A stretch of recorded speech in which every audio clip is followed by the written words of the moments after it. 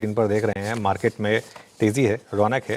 थोड़ा सा ऊपरी स्तरों से हम कूल ऑफ हुए, लेकिन अब वापस एक अपटिक बन रही है। जब मैं ये ग्राफिक्स भेजे थे आशीष, तब हम करीब करीब 25,930 925 पर थे। वहाँ से वापस एक अपटिक आई है, तो साफ तौर से थोड़ी सी रेजिस्टेंस है करीब करीब 26,000 पर। लेकिन आज एक अच्छी चीज़ है, आज मिड कैप इंडेक्स शानदार आउट परफॉर्मेंस दिखा रहा है। हालांकि एडवांस डिक्लाइन में वो रिफ्लेक्ट नहीं होगा, एडवांस डिक्लाइन 1:1 का ही है, लेकिन इंडेक्स में तेज़ी है। मिड कैप इंडेक्स जो काफ़ी समय से अंडर परफॉर्म कर रहा था, करीब करीब 1% ऊपर है। स्मॉल कैप इतना नहीं चले, इस वजह से एडवांस डिक्लाइन में वो आपको रिफ्लेक्ट नहीं होगा, लेकिन मिड कैप इंडेक्स वहाँ पर तेज़ी है करीब करीब 1% के करीब की। स्मॉल कैप देखिए आप 3/4% के ऊपर है। इसके अलावा बैंक निफ्टी भी ऊपर है, लेकिन एक थोड़ा सा रिस्क बन रहा है कोटक महिंद्रा बैंक में। कोटक आज थोड़ा सा अंडर परफॉर्म कर रहा है, पहले भी गिरा था, आज भी थोड़ा सा गिरा है कोटक। इसने थोड़ा सा प्रेशर डाला है, करीब करीब 1.5% कोटक नीचे है। और ऑब्वियसली सुप्रीम कोर्ट की जो राहत है उससे पूरा का पूरा टेलीकॉम स्पेस जो है उसमें एक शानदार मूव आपको देखने को मिला। वोडा आइडिया 10:30 तक गया, वहाँ से फिसला, लेकिन भारती ने ऑल टाइम हाई लगाया। रिलायंस नए हाई पर है, हालांकि रिलायंस के चलने के अपने कारण है, लेकिन रिलायंस भी आप देखें तो शानदार तेज़ी दिखा रहा है। Let's wait and watch. Market में तेज़ी की वो ट्रेड है इस समय आशीष। एफआईज शॉर्ट करके फंस चुके हैं और बुरा फंसे हैं वो। और एक पॉसिबिलिटी ये रहेगी कि यहाँ से शॉर्ट रोल ओवर ना हो। आई थिंक मुझे लग रहा है जो 25% का हमारा नेट लॉन्ग था, आज मुझे लग रहा है कि हम शायद 30% क्रॉस कर लें, इसकी पॉसिबिलिटी रहेगी।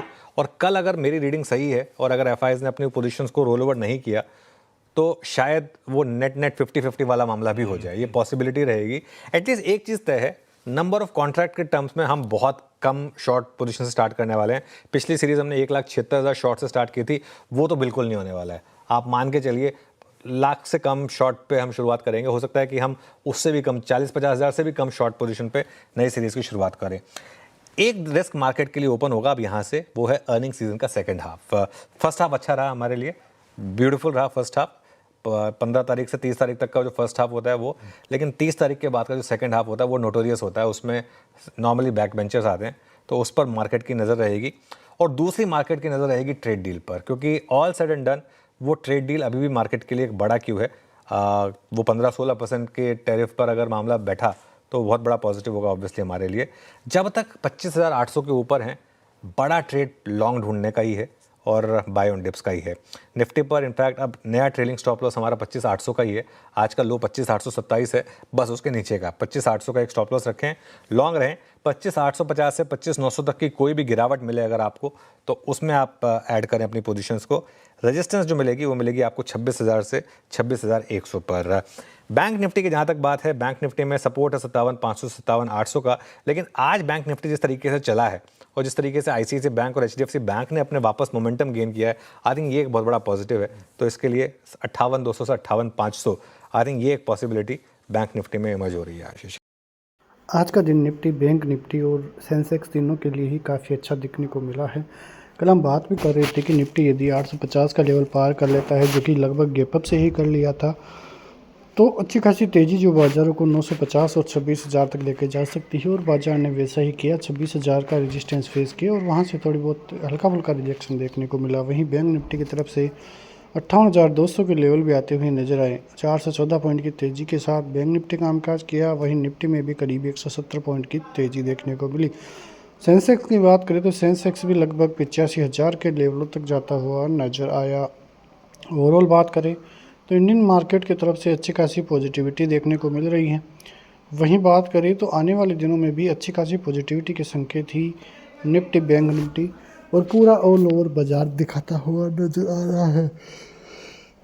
बाजार में जो गिरावट थी वो केवल मात्र एक करेक्शन था जो देखने को मिला है, और बाजार की तरफ से आने वाले दिनों में भी छोटे मोटे करेक्शन देखने को मिल सकते हैं, लेकिन ओवरऑल इंडियन मार्केट का टेक्सचर जो है फिर से पॉजिटिव ही देखने को मिला है।